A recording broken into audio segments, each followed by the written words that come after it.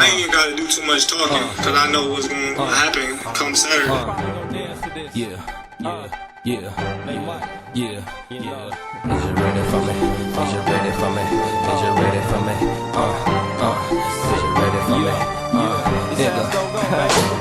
Spotless. Check it. Is you ready for me? What's good, everybody? What's good? It's your boy, a Cardinal, a Bud, a Crawford, a E.S. Red, if that's what you want to call me. And we are back for another one. Alright, y'all, we got them new topics. Terence Crawford's public negotiation smear campaign is sideline ducking ERROL Spence Jr. Alright, y'all, let's get into it. So, we all know what's been going on for the past couple of days. No need for me to reiterate, but I see that there's a new narrative out there today, and that narrative is that PBC, Al Heyman, are robbing ERROL Spence Jr., and somehow this is keeping the fight from happening. You know, all this stuff is completely laughable at this point. I'm starting to think that not only is there some type of money issue, not really a money issue to where the fighters aren't making enough, but there's just not a full pot of money surrounding this fight. And you know, maybe they're trying to just figure out how to put all the moving pieces of something, because this is a huge fight. By no means is it Maypac level, because to me the money's not all the way there, and the whole time that Maypac was being talked about, the money was always there. So I don't think it's Maypac level, but this is a huge fight by today's standard. So, you know, me personally, I hope that these two guys move on, you know, because what it's doing is it's making both of them look bad at this point. Them smearing each other and them, you know, having different networks and different bloggers, you know, slighting your name, you know, it's split the fans once again in the sport of boxing. All good things, you know, if you're trying to sell something, these are all good things. So, you know, that's why I feel like kind of like this stuff is being done on purpose, and it's leading the fans by the nose. And eventually we're going to get the fight, but I think they want to see how far the rubber band stretches before they let it go. Because by doing that, they're testing, it's kind of like they're testing how many fans are really interested in all this. So they're testing the TV market through ESPN, they're testing the internet waves or inner lines, the ether cords of fans, to see where fans stand with this fight and how many fans are really interested in it. All good tactics if you're trying to sell something. But back on point, how is what Terence Crawford's doing ducking ERROL Spence Jr.? Basically, listen, he could have signed this fight months and months and months ago. And obviously, it's not just the money that's stopping him, because what he's talking about through ESPN has nothing to do with him getting an extra dollar on his payout. You know, they're basing their payout, not the full payout, but the majority of the payout on how good the fight does. So he might actually make more off of this deal than what he's even being told. You know, so they've guaranteed him some type of number. Okay, we can guarantee that we'll hit this number. But in all actuality, if the fight does better than that, he's going to get a bonus. So anybody saying that it's money stopping this fight from happening, it's not money. On top of that, anybody saying that he's not getting a guarantee, there is money that's going to be given to him up front, that he's going to get upfront money for the fight. It just might be taken out of his back end money. Now, once again, that back end money, he's already been promised a dollar amount.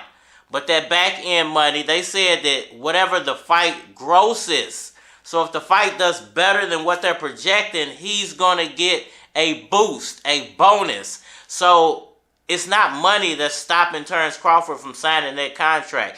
It's obviously something else. Either he's ducking because he feels like he can't win. Let me go get another couple of fights and sideline that fight and make up some more money before I go lose to Errol Spence. And hopefully in the meantime, he gets softened up by some of these young mandatories that he has to face off with.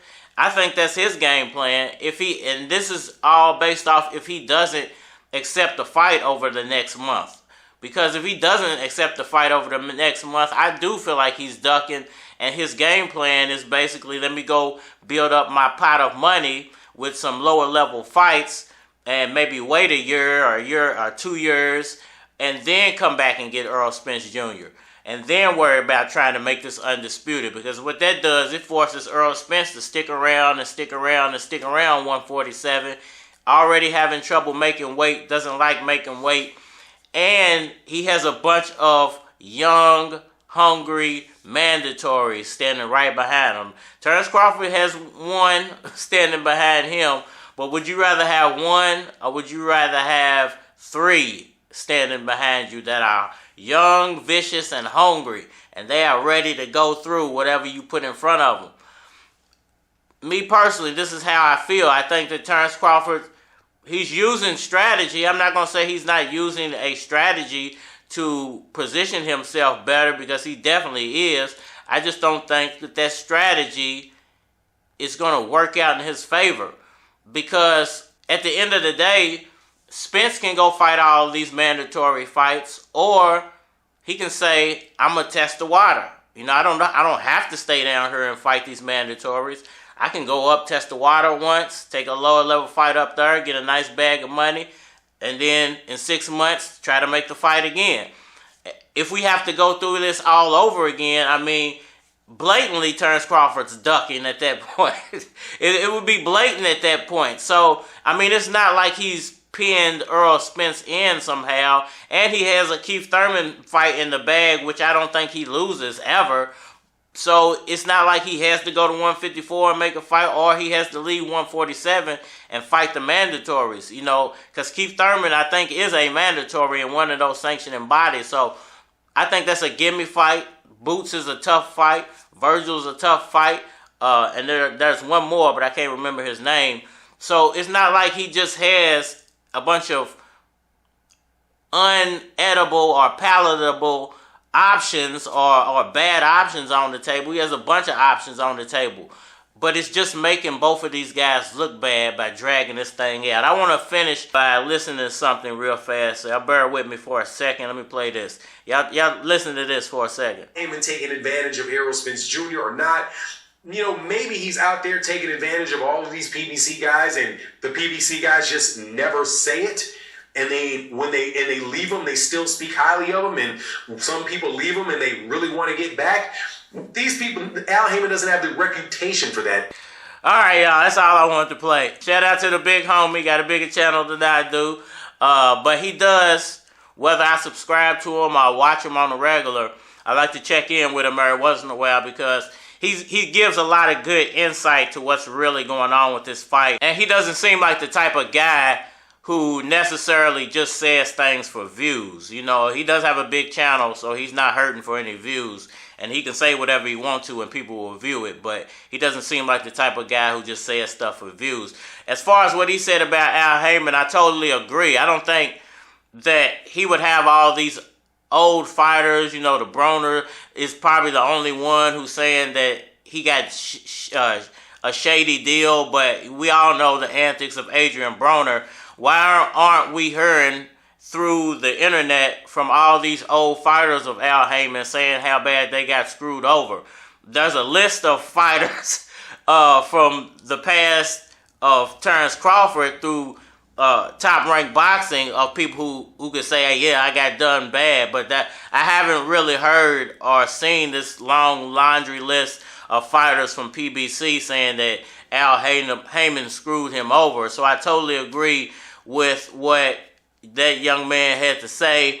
And I feel like that it's just basically right now it's a lot of fan talk and it's a lot of internet chatter driving what Terence Crawford is doing, and it's unnecessary because this fight could simply be made by him just accepting what he's going to get and accepting the fact that he's the B-side and accepting that Bob Earl isn't there holding his hand anymore. Hit that like button for me. Share, subscribe.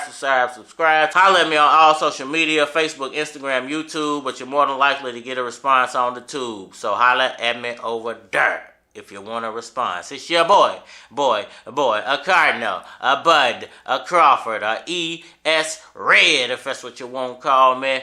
And we are Manny. Know what's up? Can't hold me down. Niggas know what's up. My dick is down. Niggas know